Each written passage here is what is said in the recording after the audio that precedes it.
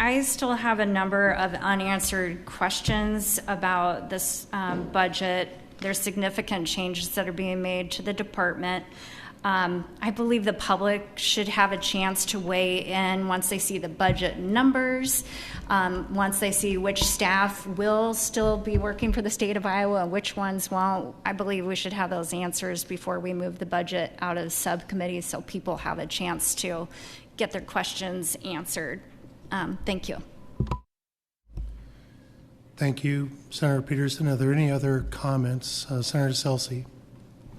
Thank you, Mr. Chair. Would Senator Rowley yield, please? Yes, I will yield. Thank you, Senator. I just wondered why we didn't have any budget subs this year for this committee, for this admin budget. Can I interrupt just for a second? So I know it's going to cause some finger moving here, but make sure after you're completing your question, just shut your microphones off and then turn your microphones on before you. And that also goes for public comment. It just makes life a little easier for everyone to hear. So go ahead, Senator Rowley. Yes, thank you. All of the information that's here and that was received from the departments is available to all of us on that committee.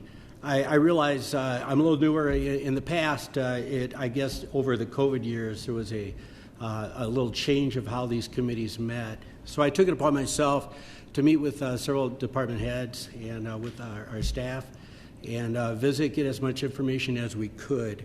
I just want to make sure that everybody realizes that at no point were Iowans' voices cut out or anyone. We've been working through this process, and we will get that opportunity to debate on the floor as well.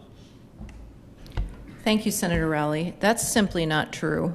When we don't have a joint meeting with the House like we used to, the public really is in the dark. They're not invited to your private meetings with department heads.